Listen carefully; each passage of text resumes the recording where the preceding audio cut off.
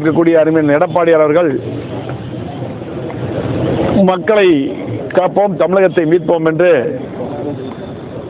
புரட்சி பயணத்தை மேற்கொள்ள இருக்கிறார்கள். அதன் அடிப்படையில் என்றைக்குமே கோவை மாவட்டத்தில் ஆரம்பித்தால் அது வெற்றிகரமாக முடியும் என்று கோவை மாவட்டத்தில் பயணத்தை துவக்கிறார்கள்.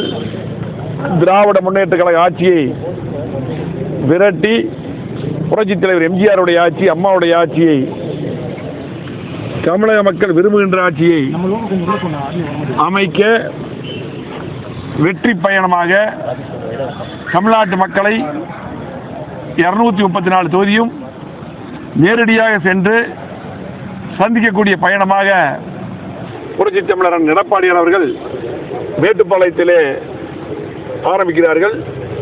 மேட்டுப்பாளையம் தொகுதி, கவுண்டம்பாளையம் தொகுதி 7ஆம் தேதி, 8ஆம் தேதி கோவை வடக்கு தொகுதி, கோவை தெற்கு தொகுதி என்று 4 தொகுதியிலும் 2 நாட்கள் பிரச்சாரம் மேற்கொள்கிறார்கள். எல்லா மக்களையும் சந்திக்கிறார்கள். கோவை மாவட்ட மக்கள் புரட்சி தமிழர் எடப்பாடியார் வருவதை ஆர்வமாக எதிர்பார்த்து காத்துக் கொண்டிருக்கிறார்கள், வரவேற்பார்கள். ஏனென்றால் 50 ஆண்டு கால வளர்ச்சியை கோவை மாவட்டத்தில் அள்ளி தந்தவர் எடப்பாடியார் அவர்கள்.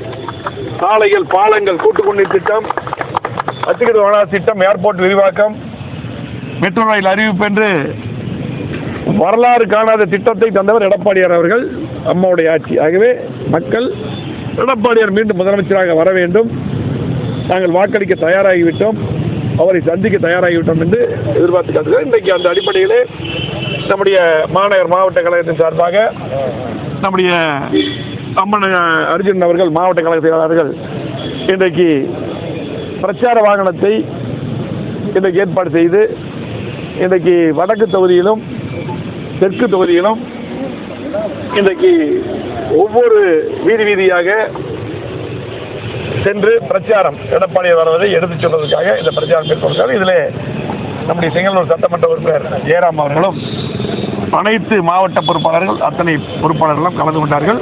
கண்டிப்பாக எடப்பாடியாருடைய வெற்றி பயணம் மக்களை காப்போம், தமிழகத்தை மீட்போம், தமிழகத்தை மீட்டெடுத்து புரட்சித் தலைவர் எம்ஜிஆருடைய ஆட்சி, அம்மாவுடைய ஆட்சி எடப்பாடியார் தலைமையில் 2026 அமைவது உறுதி உறுதி உறுதி.